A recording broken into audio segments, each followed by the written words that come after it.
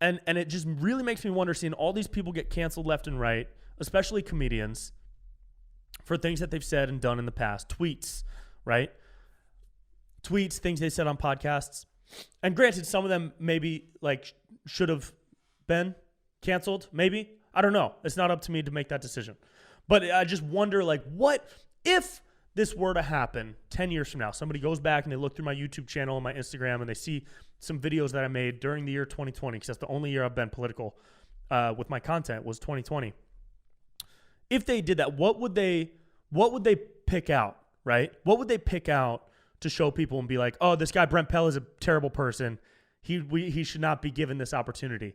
He's terrible. Look at what he did, right? And it really made me wonder, like, what specifically would they point at? Now, first and foremost, just looking at my stuff from the past year in like a general sense, a lot of it has been aimed toward the left. I've made fun of the left more than I've made fun of the right. Okay, and I see that 100%. And I could say, oh, I'm in the middle as much as I want, because that's me as a person. But when you just look from a comedy perspective, it probably looks like I'm a conservative, because I've been making fun of Biden, Gavin Newsom, poking fun at Kamala. And this is just my videos. Like, the videos I'm in with JP are definitely slanted right. Like the one where we did what the radical left is like now, the political correct people. And those were fun. I got no regrets. Those were fun as shit. It forced me to go out of my comfort zone to try and write and perform in a lane that I had never experienced. And as a creator, that's a risk. That's a risk. That's what the risk is. When you hear comedians talk about risks and taking a risk is not speaking in a racist accent. Taking a risk is not saying a homophobic slur as a punchline or using a racial slur in a joke. Those are not risks. Those are like shock value tactics that maybe you think is fun. Maybe some people think it's funny. I don't. But again, comedy is subjective, right?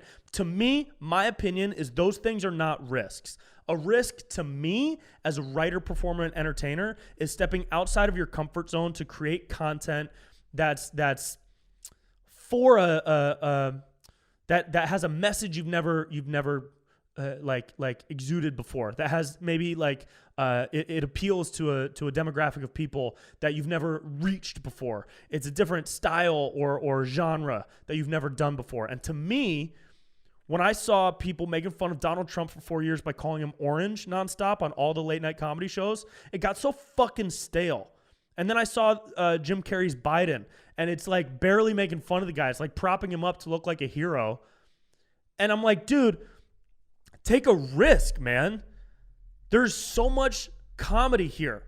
To me, the risk was over the past year doing things that weren't being done actively. You can make fun of Trump Jr., Mike Pence, Trump. You see that 10 times a night on every comedy talk show. What are they not doing? They're not making fun of Gavin Newsom for being a pretty boy dickhead. They're not making fun of Biden for being old as shit and not really being able to talk good, right? And Trump couldn't talk good either. You know what I mean? Dude, all right. So it's also like, I totally understand, bro. There's probably people watching this right now like, bro, you're not fucking edgy. You know what I mean? Like, dude, stop. You're holding yourself on a pedestal. You're not edgy. I know I'm not fucking. I'm the furthest thing from edgy, dude. Nothing I've ever done has been edgy. Okay? If I'm edgy, dude, calling me edgy is like a fourth grader with a backwards hat saying he's in a gang. You know? I'm a bitch, dude. I'm not edgy at all. Okay?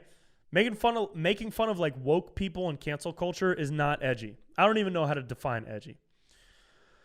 But the day a whack-ass investigative journalist tries to write an opinion piece about me and uses like out of context quotes and clips from my videos, I just wonder what they're gonna use and what they're gonna say. And when they do, I'm gonna post this episode as a response. Like I said before, they can either continue living a lie and like warping their own distorted beliefs of me to fit their narrative, or they can figure out who I am and learn about who I actually am as a person, and then decide whether or not they still want to cancel me. You know what I mean? So that that was me. The whole risk, the idea of like taking a risk as a comedian for me, that's what it is for me. And a lot of my stuff has leaned right. A lot of my stuff has leaned left though too. It's like this guy who commented on my stuff. Like, did he ignore the video that I made making fun of QAnon? Did he ignore the video I made bashing on Mike Pence? Did he ignore the impressions of Josh Hawley, Mitch McConnell, Don Jr., like bashing on all those guys? It's so selective, dude.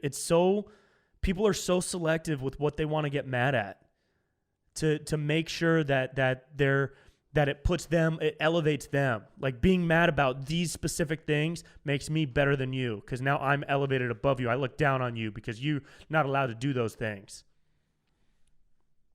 It's crazy, dude. Like, what all right, so I looked into I've literally been thinking about this. I don't know if I'm thinking about it too much. Probably. It's probably something I just should ignore. Probably. But again, man, we're living in a time that's so hyper politicized and oversensitive that even I feel myself being sensitive sometimes. And I'm glad I have a fucking podcast because it's saving me a lot of money in therapy. Okay, so I get to just talk about this, and then after this, I'm gonna go make some mushroom pasta. I got bone broth on the stove right now. It smells delicious.